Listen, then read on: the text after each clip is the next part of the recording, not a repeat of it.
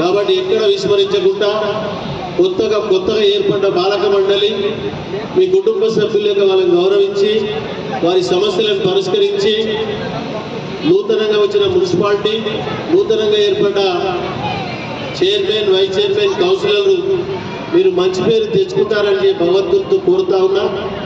మంచి పనులు చేస్తారని చెప్పి ఎక్కడ తలవంపు పని చేయకుండా మీరు తల ఎత్తుకొని తిరిగిలో పని చేయాలని చెప్పి మీకు ఆ శక్తి యుక్తులన్నీ భగవంతుడు కలిగేయాలని చెప్పి నేను కోరుతా ఉన్నా. మీకు అన్ని రకాల సహాయ సహకారాలు అందించడానికి నేను శాసనసభ్యునిగా మీ కుటుంబ సభ్యునిగా మీ వెంబడి ఉంటానని గిట్ట మీ అందరికీ మాటిస్తా ఉన్నాను.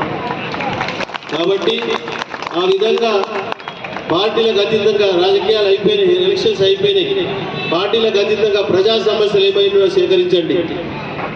వాటర్ సమస్య కానీ, కరెంట్ సమస్య కానీ, మౌలిక వసతులు, రోడ్లు కానీ, డ్రైన్లు కానీ, ఎక్కడ ఏ సమస్య ఉన్నా ఎప్పుడైనా స్పందించండి.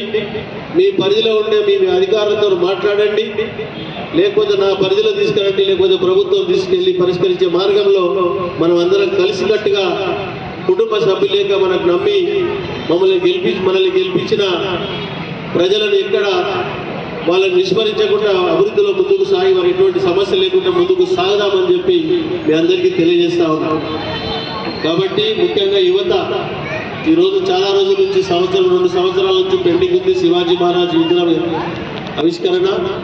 ఈరోజు సమయం ఆసన్నమైంది. యువత అంతా ఇంతకు చెప్పిన ప్రకారంగా మీరందరూ కంకణ